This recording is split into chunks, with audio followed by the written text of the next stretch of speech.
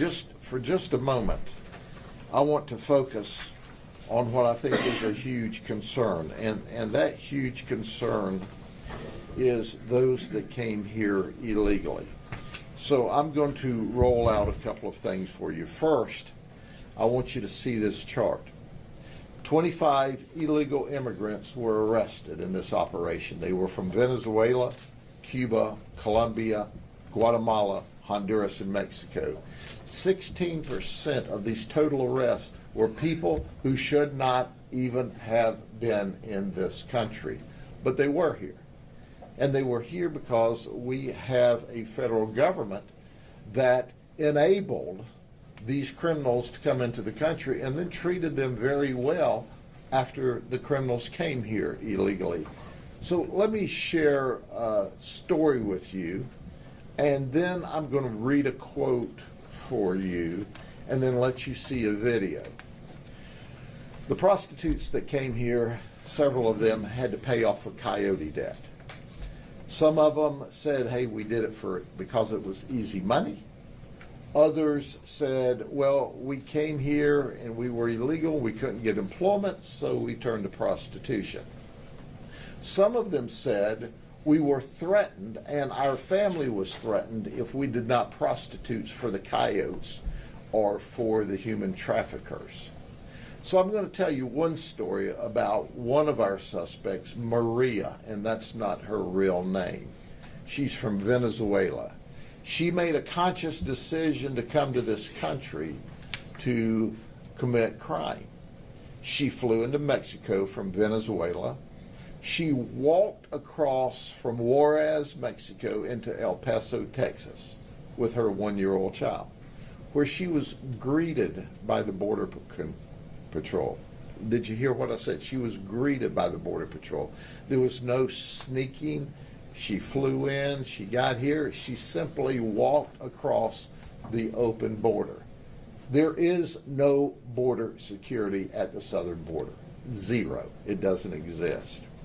So when she was greeted, and you'll understand why we use that term in a minute, you'll understand that she went to the Border Patrol processing, where in one day she completed the processing and was released to a facility, a holding facility, a housing facility for immigrants. She said, I was given a DNA test to make sure that my DNA matched my child's. He was given a DEA test to make sure he was really my child. She said, once that occurred, they set me down and they told me all about the benefits that I would get in the United States. She said I was eligible and I had to fill out these forms so that I could get those benefits. She said, so I fill forms out for Medicaid, for SNAP, which is money for food. She said I was given free travel from the border to Chicago. When I got to Chicago, I couldn't find gainful employment there, so I thought, what the heck? I'll go to Florida. And then I got to fly to Florida. She was giving free housing. All because the United States paid for that. That's right, you, the taxpayers, got to pay for that. So this was all simply walking across the border. She said it was unbelievable to me. But let me read her quote, because understand, she walked across the border. This was not a stealthful act. And then they gave her free travel, free housing, free food, free medical care. All why people from the hurricane are still waiting for help. Let me read in English, and then we're going to play the video clip she agreed to do if we'd use another name. When I passed through immigration, they sat me down and explained to me all the benefits I was eligible for. I was told I could apply for government assistance. I could apply for health medical insurance for my son, and I could apply for food assistance. After I finished talking to immigration, a short time passed until a DNA test was done on me and my son to prove that he was my son. Then they set me down with other people who were also waiting and had already qualified to be released. Then they explained to us that the documents we had in our hands were our personal identification in the United States, and we could use the documents to travel on buses and airplanes. They also explained to us that we could use those documents to apply for our documents to become legal here. And after that, they explained after they explained all of the benefits, they said, "Welcome to the United States of North America." And from there, they transported us to a refugee camp. And all of this occurred in one day.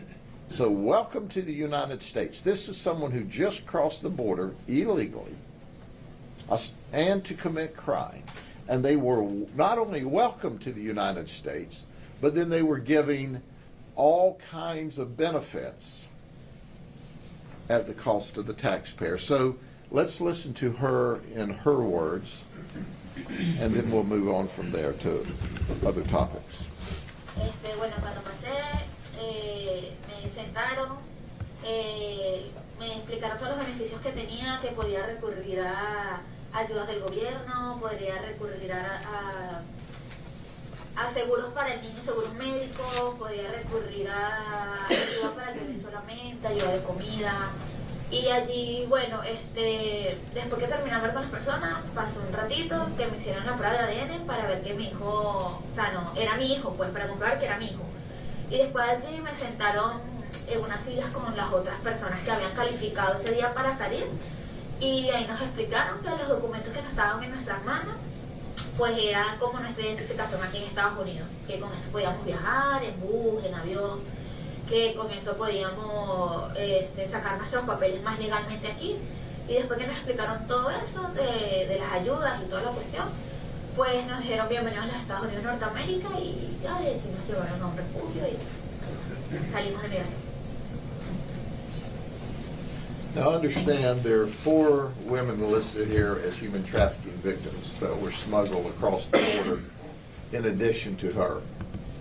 2 of the human trafficking victims admitted they had to pay off a coyote debt of $6,000. Make no mistake about it, the government is complicit and is aiding and abetting human trafficking in the United States because they're creating an environment for people to start out here at more than they amassed where they came from. In addition to that, there is a wide open border where fentanyl is coming across, and that is encouraged, and as a result of that, we have thousands upon thousands of people dying in the United States. And then the best that our federal politicians can say was, well, it didn't kill as many people this year as last year. I don't even need to comment more about that. All the while, we have people that are suffering, that have not received help yet from the federal government as a result of the hurricanes in North Carolina and in Florida. In Polk County, the aid's not come through yet. There are people, irrespective of the hurricanes, in this nation that need help, that need support. But they don't get that support that these folks get for coming across the border illegally. When are we going to get tired of this? When have we had enough? When are we going to say the hardworking people in the United States are who we need to be taking care of?